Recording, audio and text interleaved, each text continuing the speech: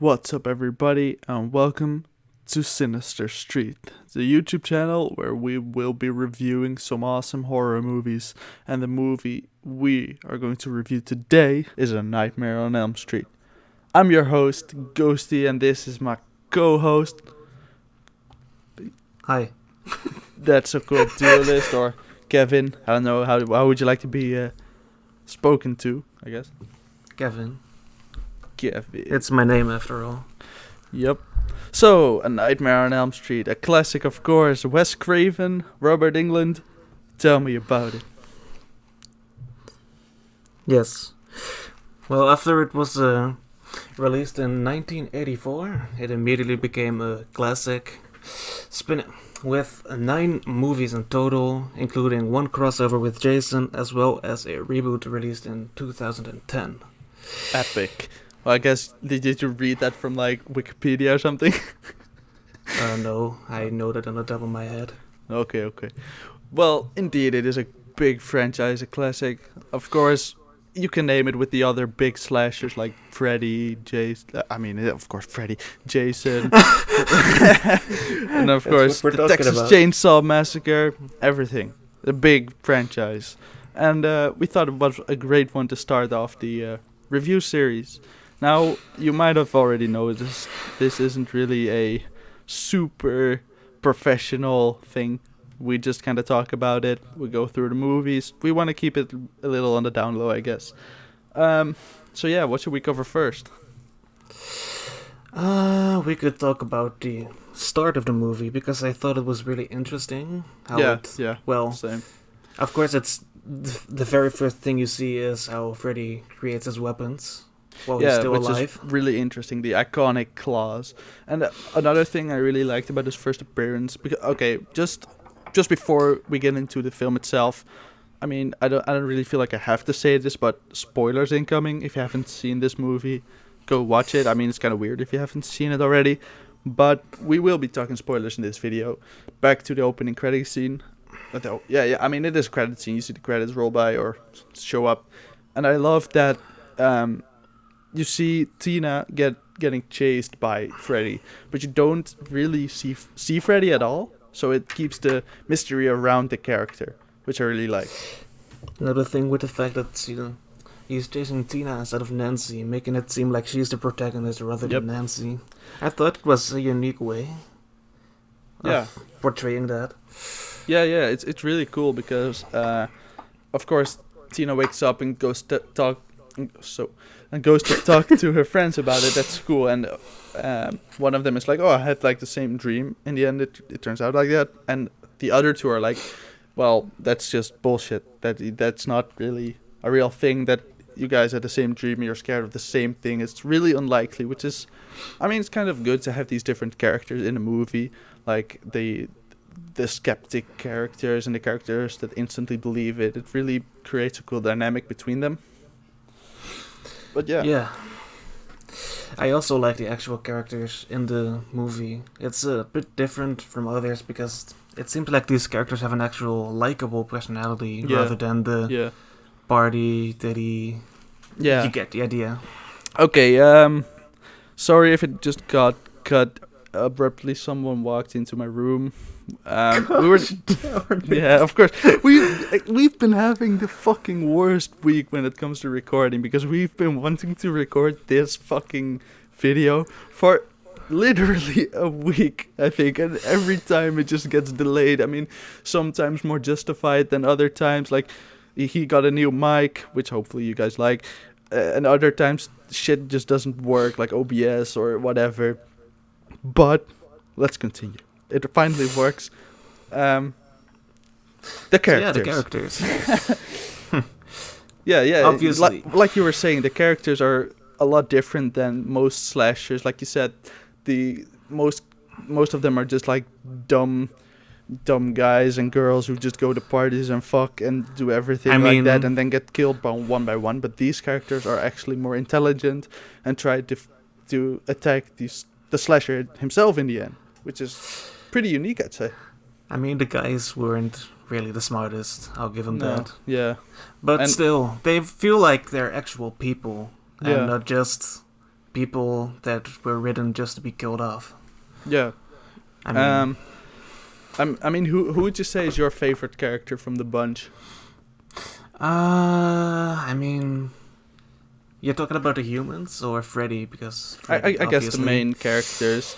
Then it would be Nancy, probably. Yeah, I think so too. She's the most reasonable one out of them all, I'd say. I mean, maybe Tina, only we didn't have Tina for that long in the movie, so we can't really... She gets killed off within the first 30 minutes, I'd say, maybe even earlier. Because, I mean, let's go over the story real quick. So, of course, the premise is that Freddy Krueger, the burnt-up guy with the claw, yeah, you know, he is a demon in the end, but he's not really a demon. Maybe not yet, I guess. You were talking about it to me off recording, but whatever. Okay, guys. Well, guess what? We got fucking interrupted again. Well, I was talking about Freddy Krueger and who he is and what he does in the movie. So, Freddy Krueger is a person who was killed, but now lives in the dreams of people and tries to kill people in their dreams. So that's the main antagonist of the film. Of course, you get the backstory of him later, that he was a child murderer when he was alive, and in later films, I believe he even was a child rapist or pedophile. In the remake, he is indeed confirmed to be a pedophile as well. Yeah, I'm sorry, I haven't seen all of them yet, but with this series, that will be a thing. We will go... in the end, we will go... we'll review all of them, I think. And so he goes into their dreams, and that's why the two main girl characters are upset, and the other two guys are like, well, that's impossible. How does that even happen? But to comfort the main character, Nancy and Glenn, which is Johnny Depp's first movie, which is a cool thing to point out, go to Tina's house to help her sleep at night, I guess, or keep her comfortable. Yeah. Yep. And then what happens is they hear a weird noise from the garden. Oh my god. And they go to look. And of course the two girls are behind Glenn, and Glenn has to be like the man that he is. And then definitely all of a sudden... the most unintimidating guy ever. And then all of a sudden, out of the bushes jumps Rod, the other guy character. It's not Freddy, it's just Rod. I mean, even creepier maybe, because at this point he goes with Tina inside and kind of insinuates that he's gonna have sex with her, and then Tina says something along the lines of... insinuate... Yeah, Tina says something along the lines of, "Don't leave me alone with this freak," and then he just covers her mouth and takes her with him, which is kind of rapey in my opinion. I don't think that would fly in recent films, except if the character actually was like a rapist, but that's not a thing anymore. I think that's kind of goes a little bit far, but I mean, we'll let it slide. I don't want to go all SJW on this whole film. I don't want to be known for doing something like that, but it's just kind of weird how he said it. I just wanted to point that out. She seems to be enjoying it 5 minutes later, though, so... That's true. I wasn't. Not particularly the thing why I watch horror movies. Something I don't really like. I don't care too much, but... Okay. But, of course, they go upstairs and fuck, and the other two... I'm not sure what do. They just sit around. Glenn was trying to sleep, but he couldn't because, Oh, did he get a nightmare? Yeah, right. No. Not yet. A nightmare while awake, because he could hear the moaning of Tina in the background. Yeah. Oh my god. I mean, Glenn got blue balled pretty hard at the scene, and yeah, he isn't too forceful. Yeah, not as forceful as fucking Rod. But anyway, after that, there are some cool scenes. At this point, there's a pretty cool scene where they all sleep, and the shot, I think it's above Nancy, the wall just kind of like caves in, and you see almost like the shape of Freddy going through it, which is a really cool shot, really cool special effects. I really like that, because it's not CGI. Did you know it was all. It was made in practical. Yeah, and rather than the remake where it was made with CGI. Probably and it looks everything almost in this movie is practical, right? Almost everything, yeah. Yeah, except maybe the end when Freddy actually disappears. But I think other than that, maybe like pretty much everything, right? But anyway, after this, of course, Tina and Rod are done, and they fall asleep in the same room. Excuse me. And at this point, Tina gets another nightmare, just like the one at the beginning of the movie. And except this time, she doesn't wake up. Well, I mean, for a brief moment, maybe. But, of course, she starts shaking and screaming in her sleep, and Rod wakes up because of it and thinks, what the fuck's going on here, and jumps out of the bed. And at this point, Tina gets fucking yeeted onto the fucking ceiling, and there's blood everywhere, and the whole room is covered in blood, and in the end, she dies. If you want to see the clip, go look it up, or even better, watch the fucking movie. And, yeah, and Rod's like, what the hell, you know? And of course the door is locked because of what they were doing beforehand. And then the other two characters come in moments later and are like, what the hell happened here? Which is a very reasonable reaction to something like that. And yeah, after that, of course, the police gets behind it. And this is where the police comes in. It's really weird because I noticed that the main police guy, which is the father of Nancy, is talking to a colleague of his. And he is referencing something like, what was she doing there? And of course, the other cop thinks he's talking about Tina, the girl who got killed. And he's like, no, she lived there. It's her house. It's not weird for her to be there. And then he says to him, I'm not talking about her. I'm talking about you. And then he turns into this other room where Nancy is sitting, which is weird because it's kind of a weird conversation, because why would you say something like that to your colleague and mean to say it to Nancy, which is sitting in a different room? I mean, it's kind of weird. Another thing that's kind of weird is that this cop is actually working on this case in which your daughter is obviously involved. I don't think that's how things work, but yeah. The cops... It's kind of strange. The cops are pretty useless as well throughout the film. Don't really add too much.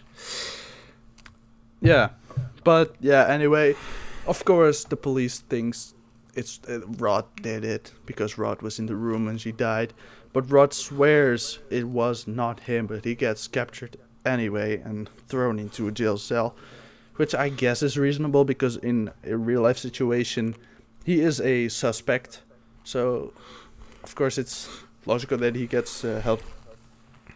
But yeah. And after that, I feel like we haven't talked about Freddy's first appearance too much, which is something I really want to talk about. In the dream, yep.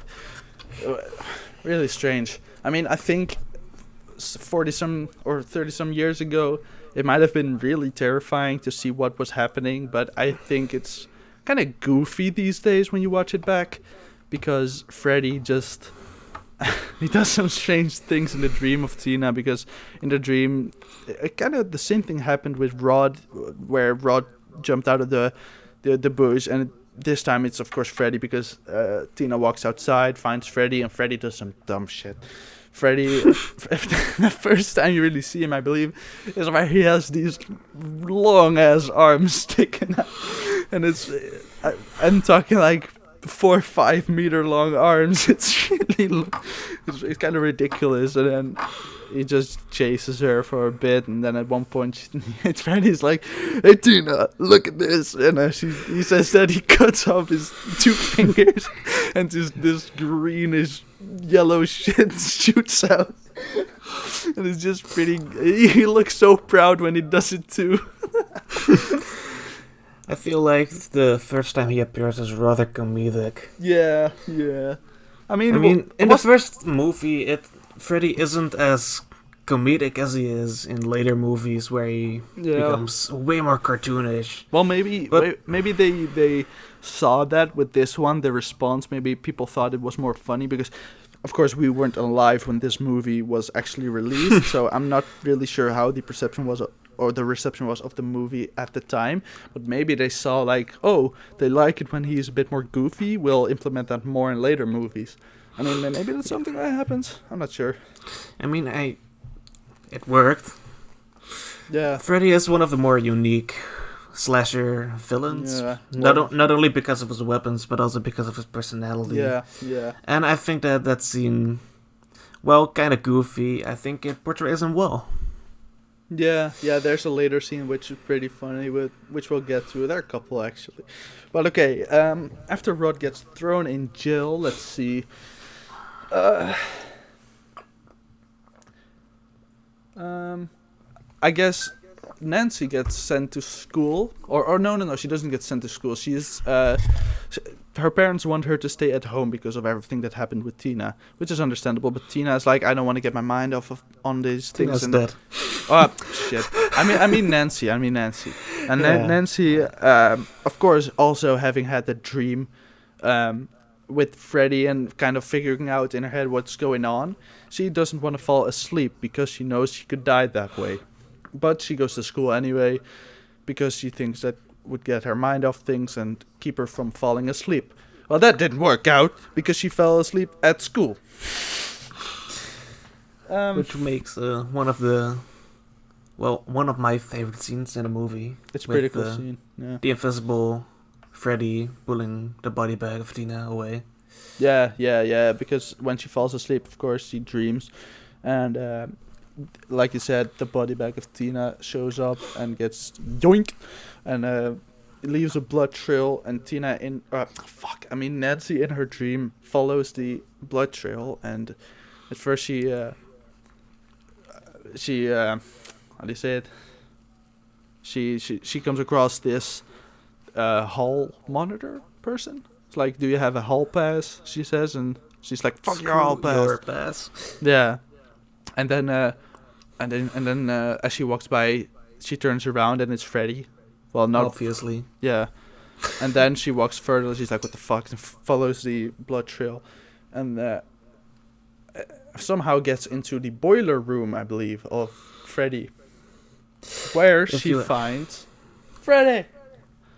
Who would have thought? Yeah, who would have thought? And then, of course, she just starts running, gets chased, the usual, and then wakes up half screaming and fucking spazzing in class. And then everyone's like, are you okay? What the hell happened? And then she just leaves. She's done with school. I mean, it's a pretty good way to get out of school, if you ask me. Maybe I should try that. I don't need to try that anymore. Hopefully. No, just don't go to school anyway. But yeah, that's what happened then. And at this point, I believe she goes to the jail. Glenn? Yeah, Rod is already... He, quote-unquote, hung himself. Oh, that already happened at this point? Yeah, that's so... Yeah, she initially went... after she went to school, she tried to warn people that Rod was gonna die. But they find him already dead. Yeah. It was Freddy. He controlled the... was it? A tie? Or... I'm pretty sure it was bedsheets, though I'm not 100% sure. I mean... I don't know if that's still... If they actually had that in those times, but these days they don't have anything in prison you can hang yourself with. I don't think you even have bed sheets or that kind of stuff. Well, I'm not sure though, because it was mainly for convenience. Yeah. For product convenience, because obviously Rod had to go. Yeah. And they had to make him go somehow. Yeah. And it's a horror movie after all. So after that, Glenn still doesn't believe anything and still falls asleep when he supposedly helps Nancy. Yeah. Oh, yeah, and at this point, somewhere around here, is the classic bathtub scene. That's an iconic one. With, like, the claw out of the water. A really well made scene as well. Yeah, it's really cool because what happens is she gets pulled underwater and it actually looks like a big, like... almost a big tank of water underneath with like the bathtub is only opening, which is pretty cool because of course it's only a bathtub, but it was a pretty good, well done scene. And of course the iconic shot with the claw out of the water in between her legs.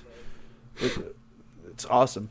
And then of course she's screaming like, "Mom, help me!" And let me talk about the mom for a second, because this whole movie she does not believe her daughter at all, while knowing everything about Freddy, which so strange to me because all the adults in this movie are so.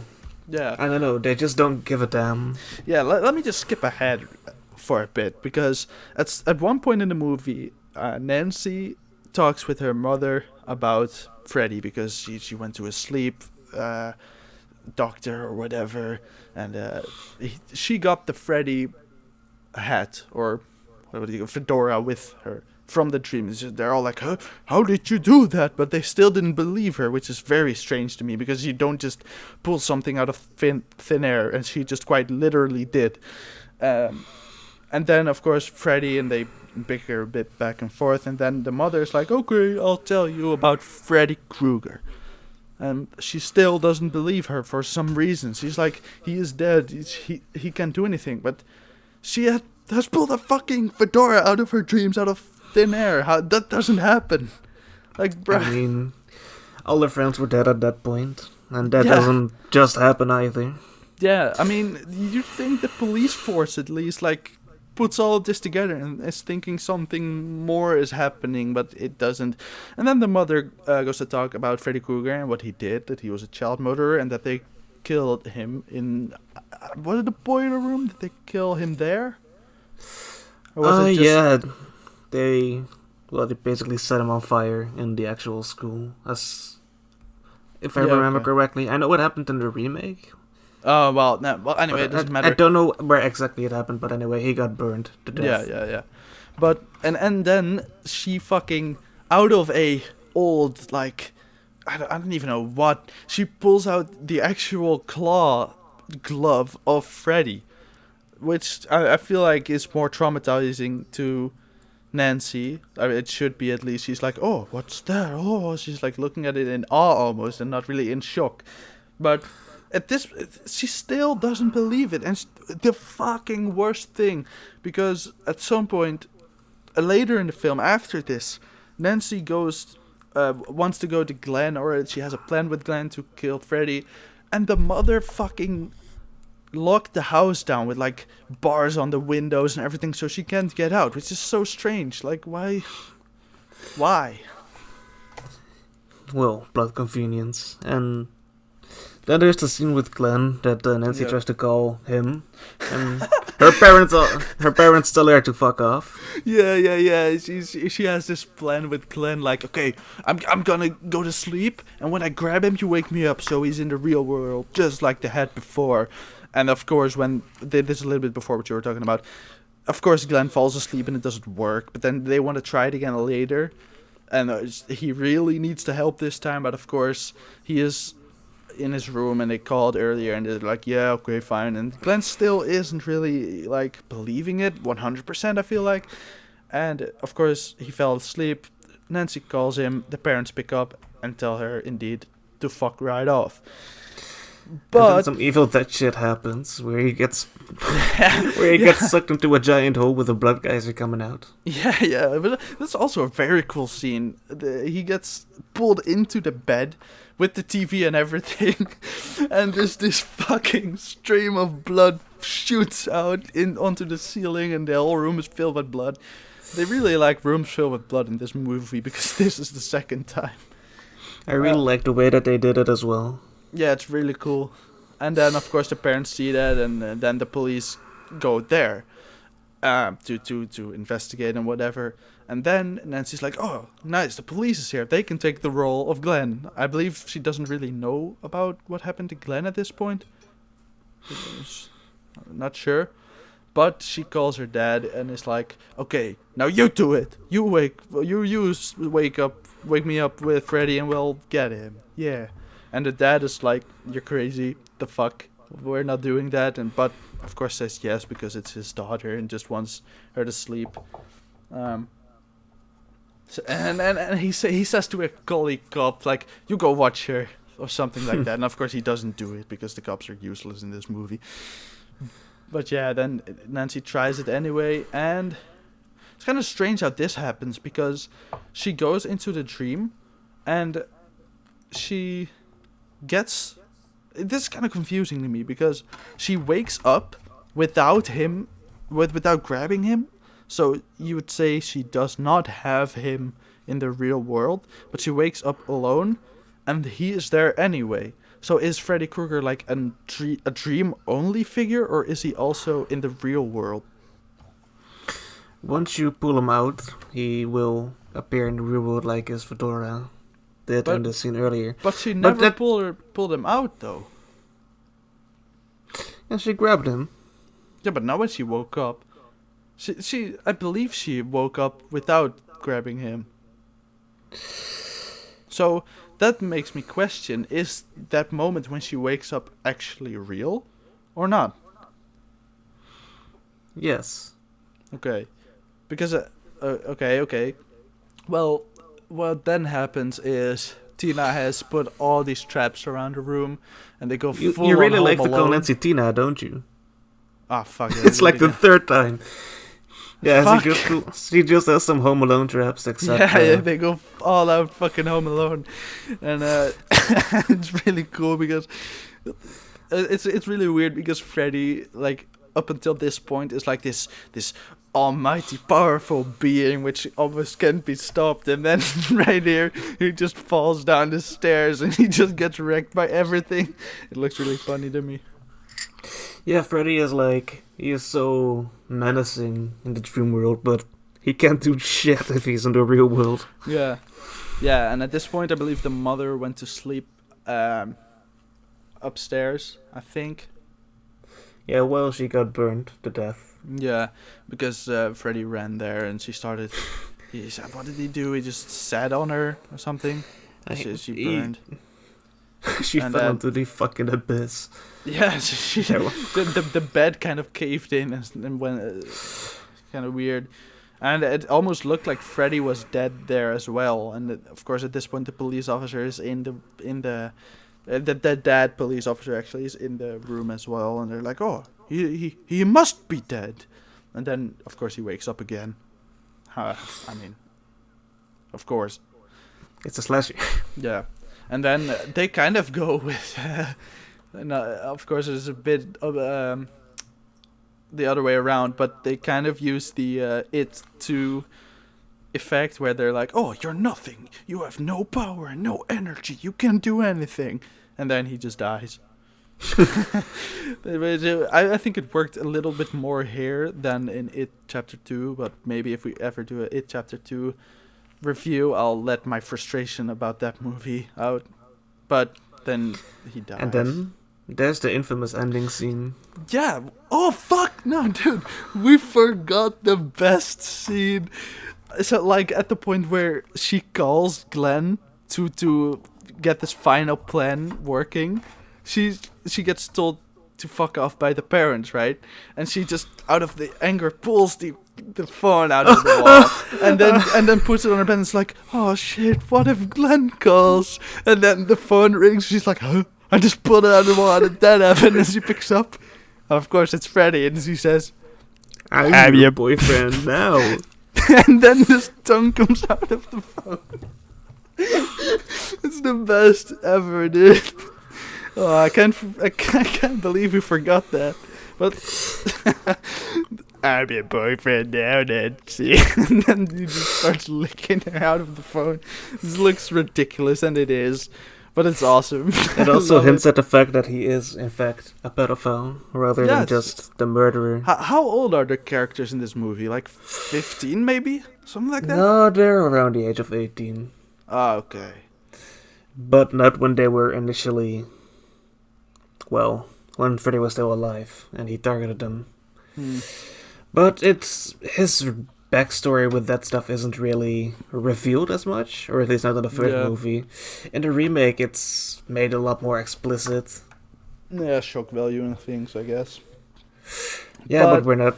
As we're talking about the first movie, I can't really talk that much about the remake and my opinions on that. But of course, let's get back to the story. The ending. The infamous ending. Which is really strange to me, because there are some things that don't really add up with the rest of the movie. I think it would have been better if they cut it up here, or maybe like a little bit later, because everyone lives for some reason. They're all alive. The mother, the friends, everyone. And they go on a road trip, I guess, or they go somewhere with the car. And I guess they wanted to... the Fredmobile. Yeah. I guess they wanted to make it look like all a dream, maybe, or maybe when Freddy was quote unquote killed, that everything would reset or something like that, which doesn't really make sense and feels kind of like a cop out. But sure, I guess. And I mean, as far as I know, it's just another dream if Freddy wasn't dead after all, and it's just Nancy dreaming after everything happened. So she thinks Freddy's dead, so everything's good, and she's happy everyone's still alive, but so no. this is just after he gets quote unquote killed, she goes to sleep again, and this is that dream, is what you're saying. That is what I'm thinking, but Okay. I'm not sure. I don't know all the theories. Okay, But- well, anyway. But the worst effect ever happens when her mother gets pulled through the door by jeez. Freddy. Yeah, because they all live, of course, they jump into the car, and the car just does its own thing. Imagine it just turning into a fucking transformer and just I have my own will now, bitch. But anyway, the car gets locked, the roof gets pulled on, and when that happens, you see the green-red stripes of Freddy, so that's already a reference to, of course, his shirt, and then it's like, oh fuck, he actually lives. And I think if they cut it up here and that was the ending, perfect. I think maybe not perfect, but better than what it is, because then the most weird thing ever happens, because they all are like, no, mom, and then the mother is standing in front of the house, and the mother's like, bye, I don't care, and then Freddy's arm just punches through the window of the door, grabs her, and he fucking yoinks her inside. And it just looks ridiculous. It looks so fake, and it just almost like undoes the whole film. It's really weird. It's just like, why? Like, we already got like the little hint with the car that he's still alive, but this is like a bit too obvious. And it's just kind of weird. It doesn't really fit. Yeah, the effects look so bad as well. Yeah, which like, is really it's just weird, because that is so contrasting to like the effects with like the wall where he went through and the other, which look decent to good in my opinion. This just looks so trash. But I mean, of course, it's so memeable and fun to watch because it's so laughable. But yeah. At the same time, if that particular scene wasn't in the movie, I feel like Nightmare on Elm Street would be my favorite movie, if one of my favorite movies ever. Yeah. It's still highly up there though. But Yeah, that scene is just movie, yeah. It's so off-putting, that particular scene. It just doesn't make any sense to me. Yeah, it's so weird. I mean, who made that choice? Because you said to me before recording, Wes Craven was not happy with this, right? Yeah, but they wanted to basically already confirm a second.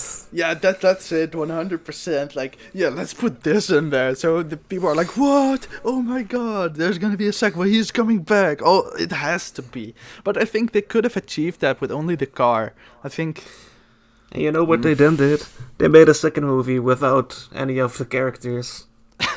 They didn't return any of the characters up until part 3. Yeah. Fuck. But yeah. I mean, I guess what we think of that movie will be in another video. But yeah, this movie, what would you rate it out of 10? Let's do that. That's really hard for me to say. I really don't like rating stuff. I mean, it's a review. Maybe It is a review. maybe I'll go first then. I think it's a very good movie. I think the story is fine. This is great. Good story. Good. I mean, it's a good. It's more different than other slashers because the whole dream aspect, which I like. Of course, yeah, the ending weighs it down a bit though. And it wasn't really that scary. Well, let's just say another thing about this movie. It doesn't have any bullshit fake jump scares or anything like that. Everything that has to be scary is just on your screen and it's there. It's not really like, oh, a loud sound and you have to be scared now. It's just if it has to be scary, it's on the screen. And if you're scared by it, good. If not, good. In my opinion, it just looked a bit goofy. But I'd give it, I think, yeah, like maybe a solid 8.5. 8.5, yeah, something like that. Maybe even a 9, depending on my mood, I guess. I would have to say that I agree on that. No.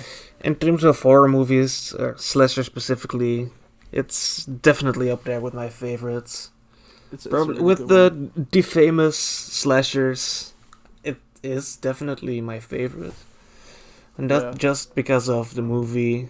Freddy is so unique. He has an actual personality. He has a unique weapon. The characters are better. I like everything more about it than others. But I guess that's just my opinion. But the others have good qualities as well, and you will see that as we review those.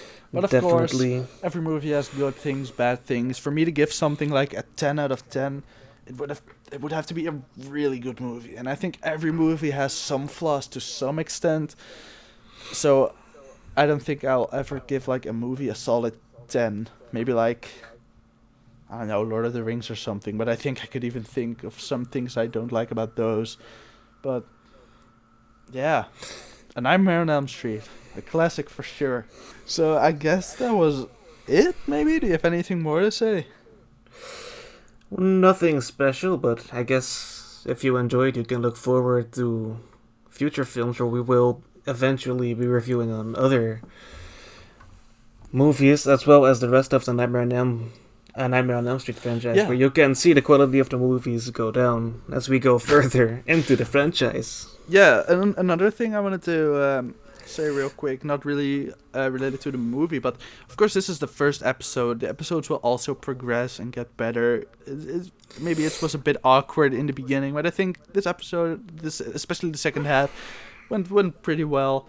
How would you guys like to see the reviews? Would you like to see an entire franchise, like not necessarily right after each other, but like we were talking before this video, like would you like to see a full franchise before we start the next one, or do you like more variation where we talk maybe about now we have done Nightmare and then maybe the next one is Friday, maybe the one after that is Halloween, or would you like Nightmare 1, Nightmare 2, Nightmare 3, etc.?